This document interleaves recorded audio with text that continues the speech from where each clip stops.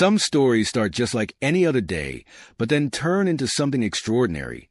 On a sunny afternoon in New York City, under the luxurious glow of the Fifth Avenue storefronts, something was about to happen.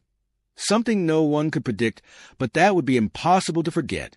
In the heart of the city, where luxury and opulence set the rules, a modest-looking elderly woman stepped into Lester and Hunt fine jewelry. Her hesitant steps seemed out of place in that temple of exclusivity. To the trained eyes of the salespeople, she was just someone who didn't fit the right profile.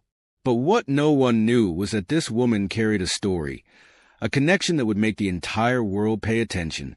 In just a few minutes, an act of arrogance would pave the way for a twist that would change everything forever. Because sometimes, karma doesn't come quietly. It arrives on a motorcycle, wearing sunglasses, and carrying a message that transcends any price tag. Before we continue this story, think, have you ever been underestimated because of your appearance or superficial judgments? Leave your answer in the comments and stay with me until the end to discover how the story took an unexpected turn. On Fifth Avenue, where luxurious storefronts and imposing facades draw admiring glances, the hurried crowd moves at its relentless pace. Among them is Ada Johnson, a 76-year-old woman walking calmly with a serene expression. Dressed in simple yet well-kept clothing, Ada didn't stand out in a place where designer brands and gleaming watches were practically uniforms. Yet something in her eyes exuded confidence. Or perhaps it was the natural curiosity of someone about to explore uncharted territory. She stopped in front of Lester and Hunt fine jewelry. Behind the impeccably polished windows, glimmers of gold and sapphire seemed to dance in the sunlight. Patricia hesitated for a moment, took a deep breath, and opened the heavy glass door, greeted instantly by the soft chime of bells, as if the space itself whispered, "Welcome to the world of luxury." Across the store, John Lucas, a senior salesman, noticed Ada's entrance. Known not only for his ability to close high-value sales, but also for his sharp, or rather, biased judgment of who was worth his time, he took note of her hesitant steps. He made a quick assessment. The simple attire, floral dress, and worn shoes painted a picture that, in his mind, didn't belong there. He exchanged a brief glance with a nearby colleague, who simply shook her head in silent agreement. Determined to handle the situation quickly and efficiently, John approached with a practiced smile, polite but cold, and a tone laced with condescension. "Good afternoon, ma'am. How may I assist you?" Ada responded kindly. "I'm looking for a special gift. Perhaps a pair of sapphire earrings." John needed a moment to stifle his instinctive reaction, but managed to mask it with a controlled smile. "Sapphire earrings, HM? Of course. We have a few options." His tone made it clear that he found the request unlikely, but he decided to proceed nonetheless. As Ada calmly followed John to the display counter, she was unaware that the growing tension in that elitist atmosphere was about to escalate in unexpected ways, and that fate had other plans for the day. "Here you go, ma'am. Please handle them carefully."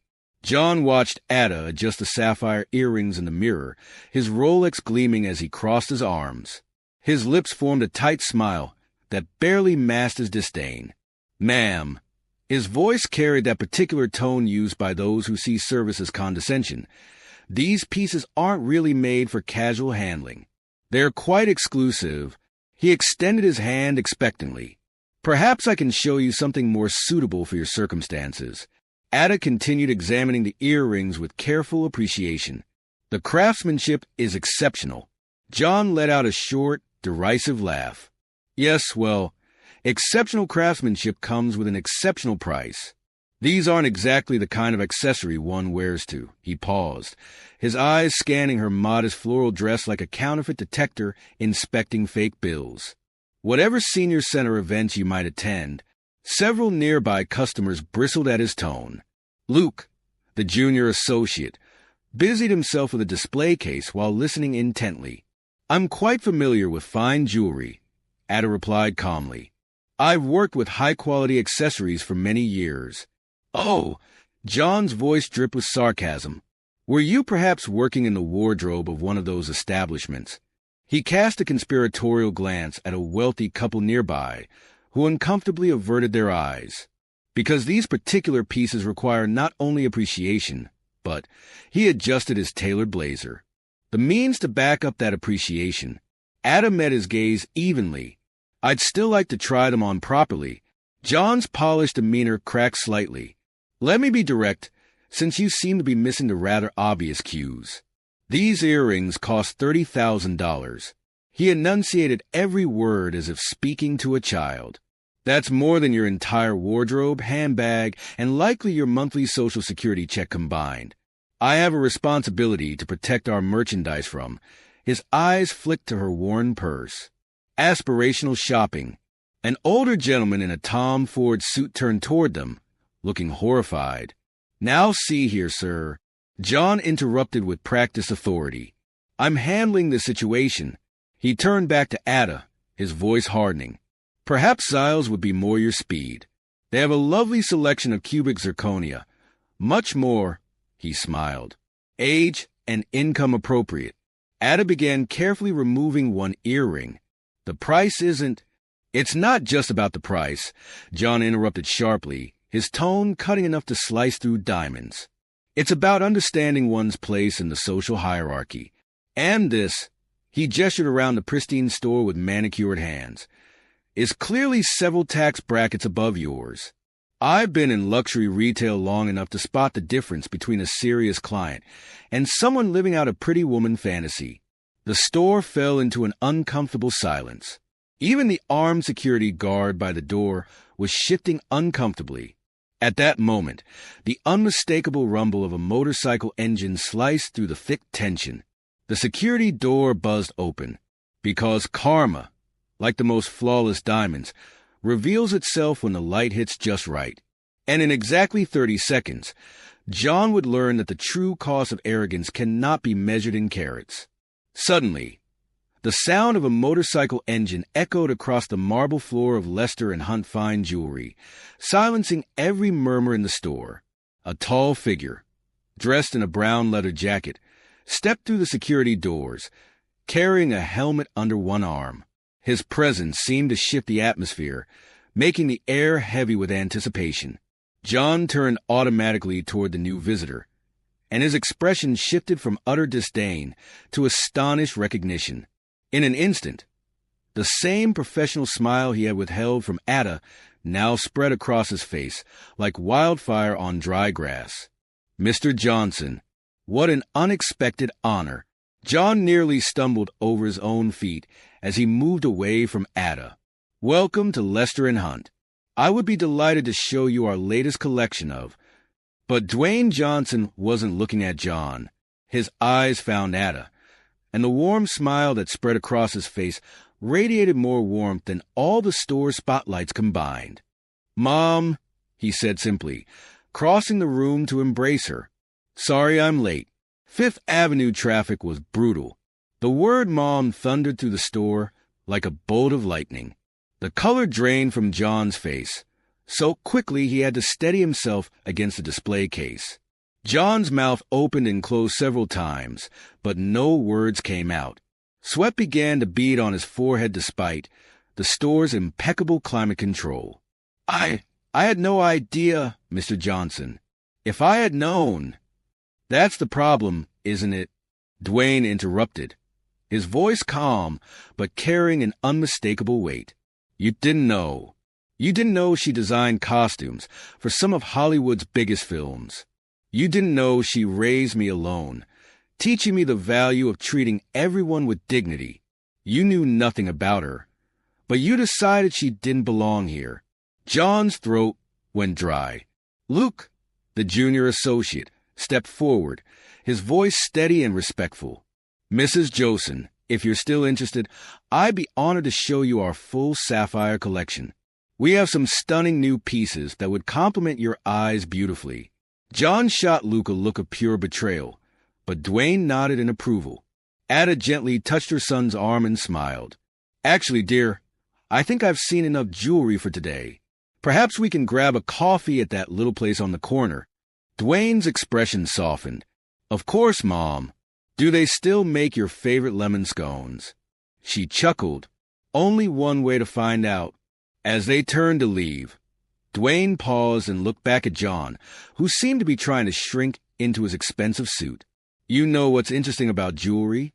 Dwayne asked, his voice clear as it echoed through the silent store.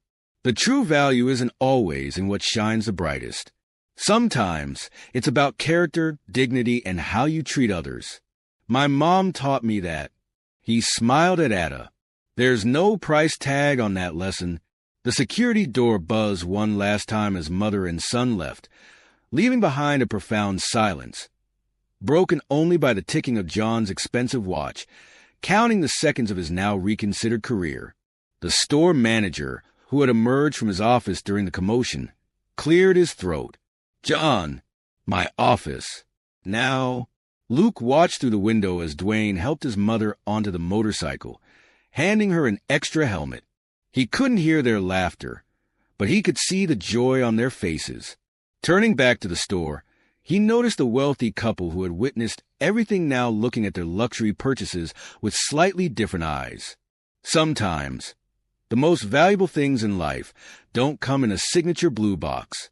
John remained frozen by the counter, his hands trembling on the edge of the display case. The artificial smile he had worn like armor had completely vanished. He looked smaller, diminished by the scene he had just witnessed. Luke calmly wiped a nearby display case, but couldn't resist making a comment. Well, that was educational. John slowly turned his head, his eyes shooting a mix of irritation and shame at the younger associate. Don't start, Luke. Luke shrugged, leaning casually against the display case. I'm not saying anything you don't already know. Just that. He nodded toward the store's still swinging door. That was a masterclass in how to be human.